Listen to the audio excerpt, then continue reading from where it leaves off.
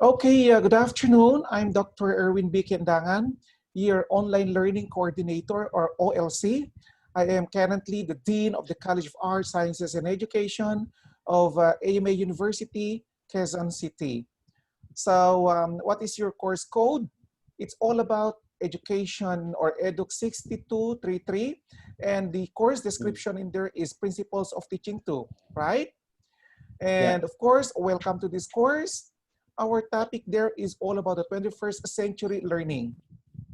So do you have an idea if what's all about the 21st century learning there? Okay, when we say Ah, 21st century learning, typically this yeah. refers to the skills and technologies that will position our students to succeed in the world that ever increasingly that this requires the collaboration, the critical thinking, the adaptability, the perseverance, and Yeah. this relies less on the learning of facts and data. So it's just an overview if what would be all about the Mm. 21st century learning. So if I will ask you, who and where are we now? Or who and where are you now? I'm sure that you already totally embrace the adaptation of technology. One example in there, Mm. by simply texting your friend, you have to use in there technology, and that is your cell phone. Once you have your assignment in there, and then by simply looking at probably answers in the net, is just an example of this. Are you doing this? I know. Yes? Yes. Very good. Yeah.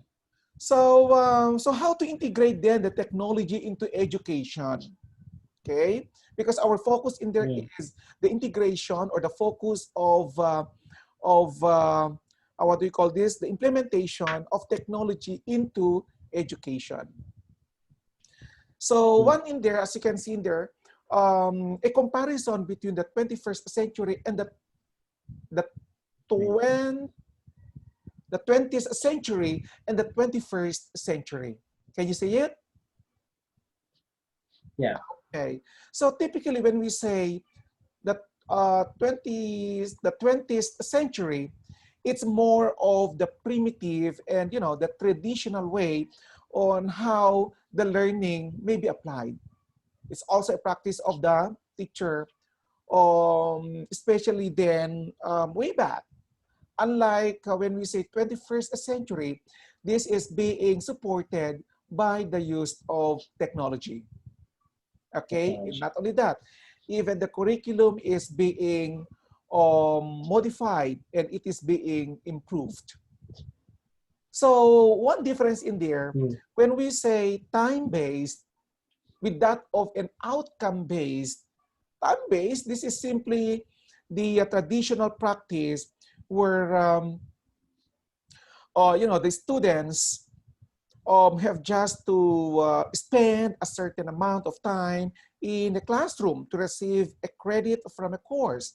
So as simple as that. That is just an example of a time base. Or probably then that on the Mm. part of the teacher just discusses the lesson, then give a test on the content of the lesson, and the class moves on.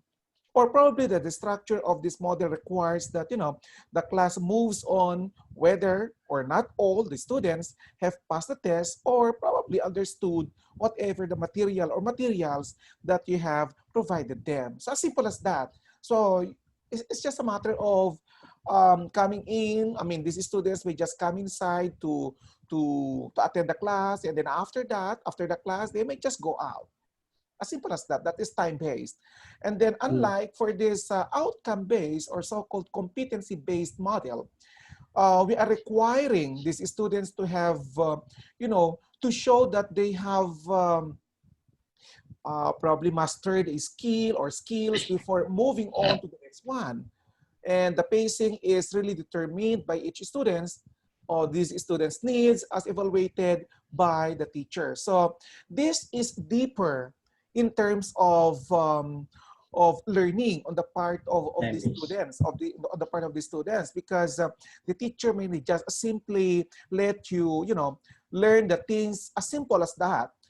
Instead, this teacher probably may ensure that you have acquired the necessary skills as needed in, as part of your learning once you attended his or her class. So that's just an example.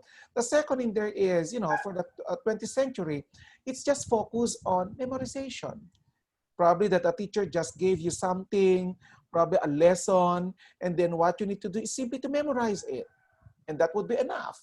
Unlike for the 21st century, um, the other skills are probably the potentials of the student is being observed or tapped.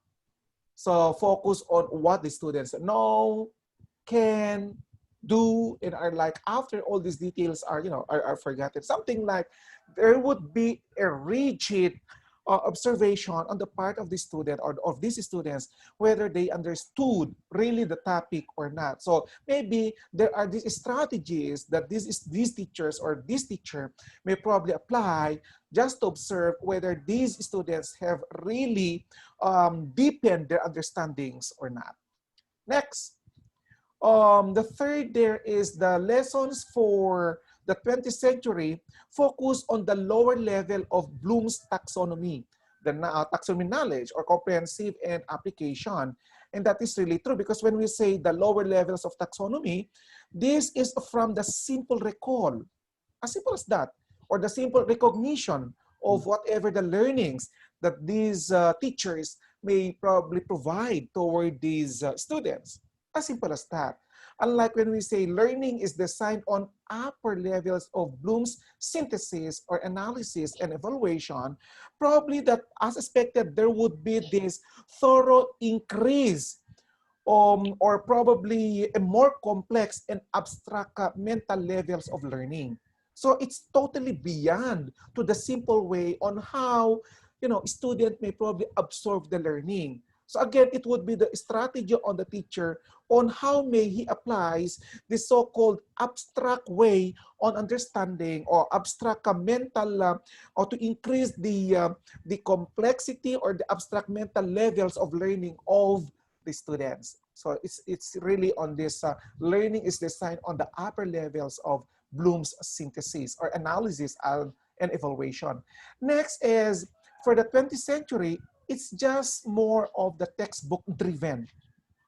And probably if what is all about textbook driven, simply the use of books to answer questions about subjects that you are learning.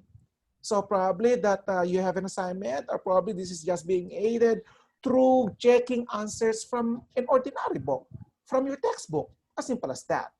Unlike when we say research-driven, well, this requires a diligent and probably a systematic investigation into a subject in order to establish facts or principles or even to collect information on a subject. So in short, there is a systematic way on to investigate further on how to answer such an assignment or an activity being provided by the teacher. So that is a research driven. There would be a deep investigation to really understand more or probably to get if what would be the most accurate answer that you really want to get there as part of your learnings. Next is passive learning. So do you know what is a passive learning with that of the active learning? When we say passive learning, this is just a method of learning or probably an instruction where students probably receive information from the instructor and just simply internalize that. As simple as that. That once a teacher discusses a topic and then you just internalize, and that is enough. That is what we call passive learning. Unlike when we say active learning, it's all about, broadening the range of your understanding. So it depends upon, the strategy of the teacher, no? To broaden the range of teaching strategy, which engage students as active participants in their learning during class time with, with you as their students. So it's not simply that these students may just absorb by internalizing whatever the discussed topic. Instead, you need to deepen again your way of imparting your lectures by simply or probably applying your teaching, appropriate teaching strategies in order these students may really participate actively to your discussion. So that's a part of it. The next, learners work in an isolation classroom within four walls. Well, again, an example in there is these students probably may just come inside the room and then they just seated to whatever the assigned seat they have in there, and then until such time that once the time is over, then they just exit quietly and enough. That is just an example of learners who work in isolation classroom within four walls. Unlike when we say learners work collaboratively with classmates and others around the world, the global classroom, meaning that there must be a collaboration that a teacher may apply towards the students. Probably that there would be a group activity, there would be this something like you need to move from your seat from going to another group or another seats. So it's just an example of what we call collaboration that probably the learnings may acquire through the ideas coming from the group through the so-called group activity. So there would be the so-called insights coming from the members of the group. So it's just an example of this. The next is teacher-centered. And teacher is the center of attention and provider of information. So again, this is a traditional way, a traditional practice of a teacher before, no? But they keep on talking and talking and talking. They just impart, the knowledge to these students, and then without probably asking question. Their task in there is just to talk, discuss whatever the topics that are necessary to be provided towards the students. Unlike for the 21st century, it would be student-centered. Okay, that the teacher should just be acting as a facilitator. So let your students do the moving. Let your students do the learnings of themselves alone. Something like your objective in there is just to facilitate. So again, it would be depending on your strategy on how to do it. As long as your observation is there must be a more student-centered approach instead of you as a teacher doing all these activities. The next is learner or no student freedom. Oh, this is really true. That probably that you don't allow anyone to speak, do not allow anyone from the group of students to ask question, because your objective in there is just to impart knowledge whether students have understood your discussions or not. Unlike for the 21st century, great deal of student freedom. Yes, allow students to participate. Let them talk. No, because that is your objective, to discover something to themselves. The next is fragmental curriculum. Do you know what we call fragmental or fragment? Only partial. So when we say fragmental curriculum, it's a traditional curriculum that separates topics and probably courses into distinct disciplines. So for example, the courses here are separated into a traditional areas of study. Probably if you are just into the mathematics course, that just be your focus, or the science just be for the science, or probably for the humanities would just be for the humanities. Unlike for this integrated and interdisciplinary curriculum, this requires interaction of knowledge from different disciplines. So meaning the integration of these courses, not that once you are inclined just for the math and then solely for the math, or if you are inclined into science and then solely just would be your focus. Of course not. You need to consider applying the interdisciplinary learnings, meaning then that once your skill in there, if you are good into this so-called subject like math, you could probably consider science or the other courses. That's just an example of this, okay? So the integration of interdisciplinary curriculum. Next is the grades average.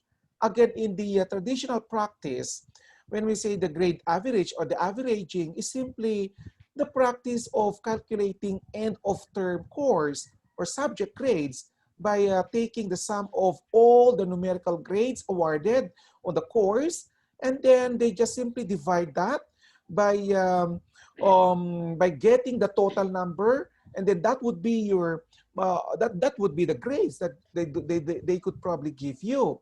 Unlike when we say grades are based on what was learned, meaning they have to consider other components.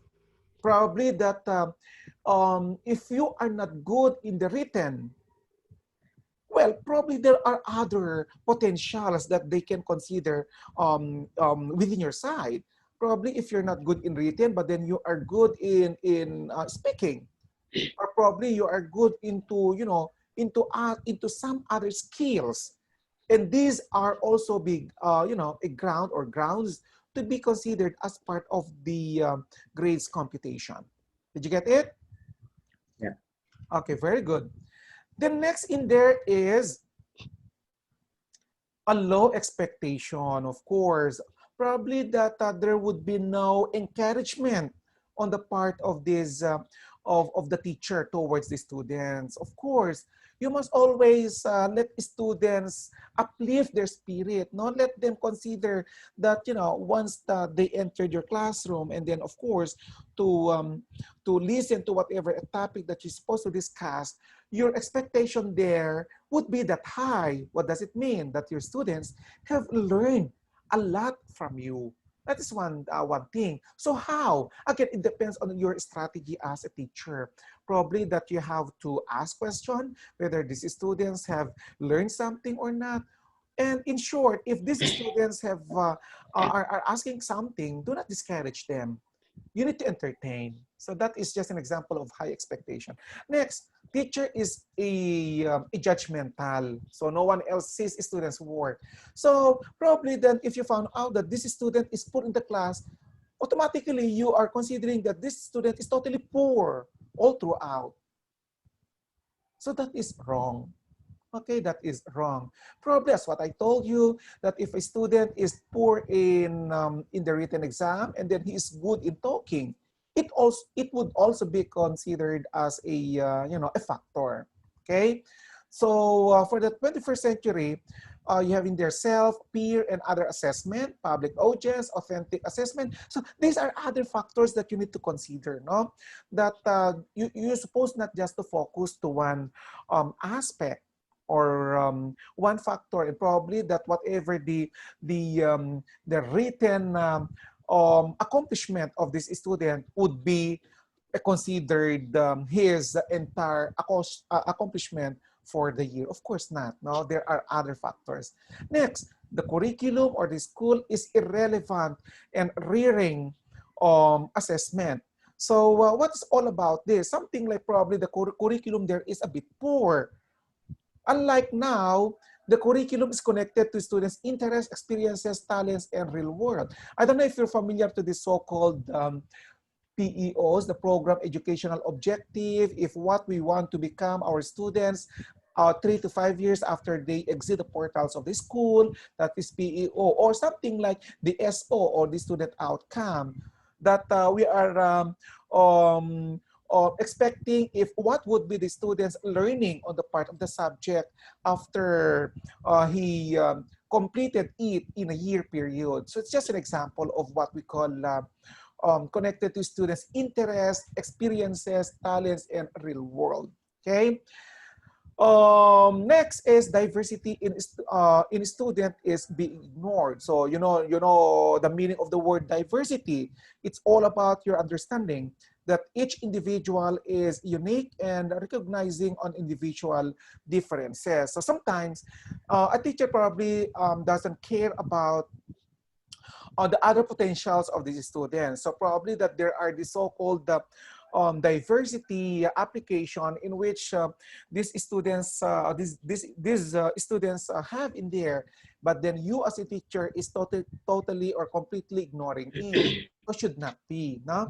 Curriculum instruction address student diversity. So probably you should also consider it because when we say diversity there, no, we are referring to the dimensions of the person or the individual. There probably we're talking about race. Oh, that is one thing that probably when we say a student is a foreigner, and then we do expect that he's intelligent or probably for other factors. So meaning regardless of who is this student, regardless of what is this student, and regardless of whatever abroad that student that he showed inside the classroom, that must be entertained. Okay, so that is what we call diversity. Next, literacy in 3 R's. Okay, it is totally limited. Okay, totally limited. Now the focus for the literacy is only for the reading, the R sound, writing, the R sound, and math, that is arithmetic, the R sound. That's why it says in there the 3 R's. Okay, so that would only be the focus for the 20th century. Unlike now, it would be multiple literacies of the 21st century aligned to the living and working in a globalized new millennium. Meaning that, of course, the focus is not totally limited. It's not only for the reading, the writing, or even the math. Okay, and a lot more, regardless of whatever your potential, that would be recognized. Okay, if your skill in there is good in kinesthetic, or if you are good in other factors, that is still be considered. Okay, next, what would be the characteristics of a 21st century teacher? When we say characteristics, would be your attribute as a teacher. So you must also consider this. One in there is actually adapter. Okay, as a teacher, you must be adapting things. So in what way? So a 21st century educator or educators or teachers are able to adapt, one, the curriculum and the requirements to teach to the curriculum in your imaginative ways. Second, you need to adapt the software and the hardware design for a business model into tools utilizable by a variety of age groups and abilities to a dynamic teaching experience. And then you should also adapt the teaching style to be inclusive of different modes of learning. This is very, very important. In short, as a teacher, you must be a dynamic. Okay, you must be a dynamic by considering the interest of your students. So that is very, very important. Adapt the interest of your students. So that is one thing as an adapter. The second one, as a teacher, you must be a communicative. Okay, so second one there is as a characteristic of the 21st century teacher is the communication. So the 21st century teacher as a communicator must be fluent in the tools or probably the technologies that enable communication, collaboration anywhere, anytime be applied. So in short, you must embrace technology because this is now the complete aid or a tool to facilitate or to enhance the learnings of your students. Now take note, at the same time, you as a teacher may also learn from there. So they do not only know how to do communication, they also know how to facilitate or probably to stimulate, to control, moderate, and manage communication. So it's a big factor if you are really good enough in the use of technologies. Also, that is the second one, communication. Third is as a learner. Okay? Third in there, no? Third characteristic of a 21st century teacher is must be a learner. Meaning, do not stop learning. Keep on studying, keep on learning. That's why it says in there, no? This learning is a lifelong process. Never stop. As long as you have all the time doing it, never stop learning. Then continue to absorb experiences and knowledge. That's why you observe that a lot of teachers are really attending seminars, even series of training, or even going higher degree of education, probably taking masters or even doctorate, for them to broaden their knowledge or to acquire more experiences in terms of the cognitive learning. Next, again, still a part of the learning is endeavor to stay current. Yes, stay updated to what's happening in the world. Keep reading. That's just an example of it. Then you should also change and learn as the horizons and landscape changes. Exactly, embrace changes. So that's the point. That's why, as what I told you, no, it would be a challenge to these old teachers, especially then if they're not totally aware, if they are not totally oriented on the use of technology, that somehow they must gradually embrace it, because it is really a big factor in, you know, supplementing the learning part towards students. One example in there is through the use of technology in discussing a topic. It would be of great help. So it's just an example. The next in there is, oh, there you have the learner. Next in there is, you must be a visionary. Okay, you must be a visionary. Do you know the term visionary? Something like from the word vision, you are planning probably the future with appropriate wisdom or imagination. So how would you then foresee yourself? Now, in case then that these are my students, and this would be my way in discussing a topic, would they be learning from it, or would they understand it? Oh, it's just an example. So when we say visionary, how would you then plan ahead towards things?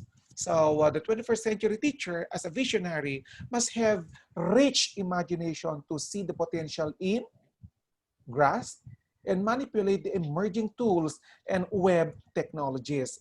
Second in there is, you must also look at others' ideas and envisage how they would use this in their class. That is one thing, no? That's why don't stop learning. Keep on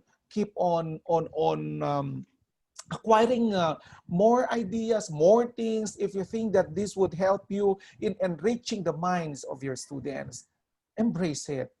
The next is envision through looking across the disciplines and through the curricula, and make links that reinforce and value learning in other areas. See? So another example, no? Look across the disciplines and through the curricula, meaning that do not just be focusing yourself to a single course or a single interest. Explore more. Okay, consider under other disciplines. That's why better if you apply to yourself the so-called interdisciplinary aspect towards your students. Next, make other fields as leverage to reinforce their own teaching and the learning of their students. So that is still under visionary.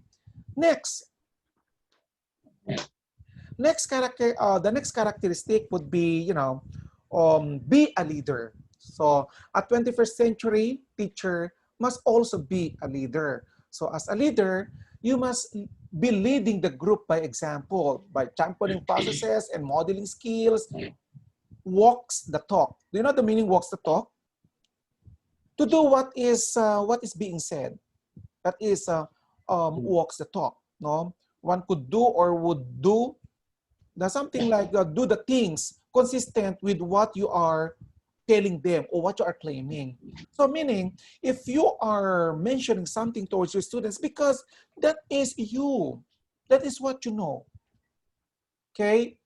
Not that you are just talking towards these students, or just mentioning something towards these students full of encouragement, and then you don't apply to yourself.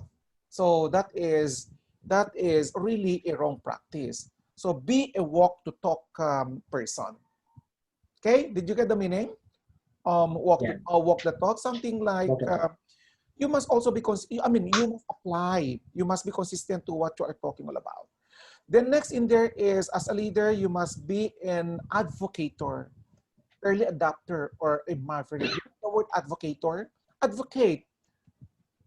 Okay, no, be a leader to the group, no, be a good example, be a model to the group. Okay. The next is set clear goals and objectives crucial to the success of a project. So whatever the result of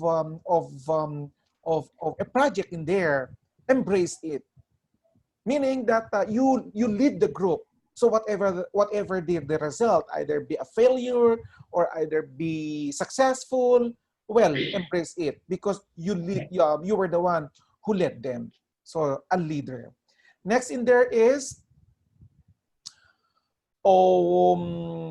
as a model. So you should also serve as a model. So as 21st century teacher, be a model through showing the right behaviors that they expect from you, as as the teacher.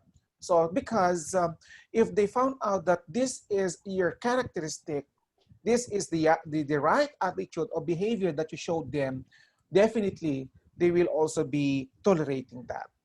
Okay, so the behaviors that they expect from their students. So the tolerance, well, it's really a very, very important description of a teacher, your tolerance. Then your acceptance, a wider view than just their curricular areas, global awareness, and even the reflection. Well, you as a teacher, as you all know, that you serve as the second parent of the students. So serve these kids as your children. Okay.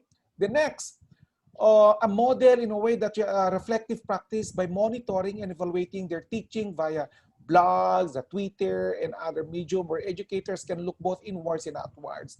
So monitoring, evaluating their teaching via blogs. Be careful, because sometimes there are these information that are not appropriate to be uploaded, not appropriate to be seen by students. So be careful on this. So be a model on doing such, especially then if you are considering some taken pictures through websites, through social media. So ensure then that these are all wholesome in the approach. The next in there, so you have in there the model. Next in there is as a collaborator. So the 21st century teacher should serve as a collaborator. So what does it mean? Leverage collaborative tools like LinkedIn. I think this is not new to you. LinkedIn. Do you know this? LinkedIn. These are what's this? These are what is the term there? Links. Websites. Okay, correct. Websites. Yeah. And then Ning, the blogger, the Wikispaces, the Bebo, the MSN, MySpaces or MySpace, SlideShare, the Pinterest, Instagram, Facebook, the social media links to enhance and captivate our learners. In short, do not just be limiting yourself on the application of these links or these social media connections. Meaning, you should also consider the others. That's the point. So collaborate, learn more. The next, you must share, contribute, or adapt and invent using these collaborative tools. Exactly, no? Explore more, like what I'm doing now. Okay, I did able to discuss things through virtual or the remote virtual class. So it's just an example, regardless of the location, I can still reach you out. That's just an example. Okay. So the last in there is collaborator or collaboration. The next is a risk taker. Okay, a risk taker. So as a teacher, you must also raise yourself having a vision of what he or she wants and what the technology can achieve to be able to identify goals and facilitate learning. So take your risks and sometimes surrender to the students' knowledge and use the strengths of these digital natives to understand and navigate products and probably have students teach each other. So when you say risk taker for the benefit of your students, no matter what, do it. Okay, as long as it would be completely beneficial on the part of your students, do it. Oh, well, this would be other characteristics or components that a teacher may apply to himself or to herself towards the students. So what must be a 21st century teacher or teachers do to develop the critical thinking of the students? Are you into this, that you are a competent teacher? Or are you a committed teacher? Or are you a creative teacher? Or are you a compassionate teacher? And also that are you a teacher with character? So if you think that you possess these attributes or qualities of a teacher, soon, and then I may say that you belong to the so-called 21st century group or 21st century teacher. Okay, next. For the 21st century teaching and learning, this would be the ideal learning environment. One, as expected, that the teachers and the students are all learners. Take note that you are not just be there to discuss things. At the same time, the moment that you read your lessons, you got information from the net that you need to show towards your students is already an example of learning. Okay, so you are also learning at the same time. You are teaching and learning at the same time. Then the focus is more on questions, less on answers. Exactly, because you need to develop the critical power on the minds of students on how to deepen their art in thinking. So it's just an example. No, focus is more on the questions, less on the answers. So develop the so-called critical thinking on the part of both the students and the teacher. The next, understanding is more important than knowing. Exactly. That these students should always be expected to understand everything, especially you as a teacher should always understand the nature of your students. Okay. Next, be innovative and explore more. That is very, very important. Whether a subject is new, whether a topic is new, or whether a topic is already an ordinary topic, still you can explore more by probably through innovation that can be applied as part still of your teaching. The next is we connect and learn with the world. Exactly. So again, through the help of technology, you can let students know what is happening in the world. Okay. Next. 21st century still, no? 21st century teaching and learning must be based on the following broad skills: collaborative inquiry to solve real and relevant problems. So there must be a collaboration. As they say, no? Two heads and more are better than one. So next, creativity and innovation. You must always be creative, no? And innovative. Sometimes it would be a part of your learnings. By the way, if you are doing this, that you are that creative and innovative. I just mentioned the third one, the critical thinking. This must be developed on the minds of both students and especially on the part of the students. Do not just be letting students think literally. Deepen the way, the reasoning power of these students. Oh, so well, it depends on your art of asking probably questions. Then be communicative. Okay, So let them talk and talk. No, it's a one way of letting students learn.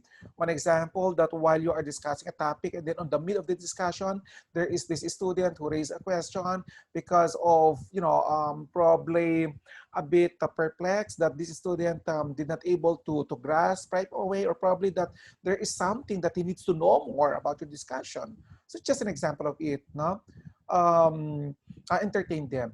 So that is just an example of what we call communication. The next, the 20th is still on the 21st century teaching learning. So technology then is what supports, enables this kind of learning and engages students by providing learning anywhere, anytime, then supporting teacher innovation and capacity building. Then it also enhances equity of access through the use of personal devices and internet resources, and also using social media to support inquiry and communication while building social responsibility and digital literacy. And last in there is strengthening connections with parents. This is very, very important. No matter what, always consider that parents as a stakeholder, I mean the parents of these kids or your children, no, should still be a part of the learnings of these students. So it says in there that the 20th century learning is simply on the learning content. As simple as that, just focus on the learning content. Unlike the 21st century learning, the focus would be on the tools, the learning the tools and skills to remake the content to become you as a unique individual that you consider. Now after learning these things independently, you could say that you are a unique individual. No, you are considered the producer or the creator of such. So in short, be independent learner. Okay?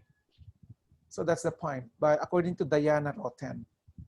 So there ends my discussion. I hope that you understood everything. Okay? Yes. Yeah.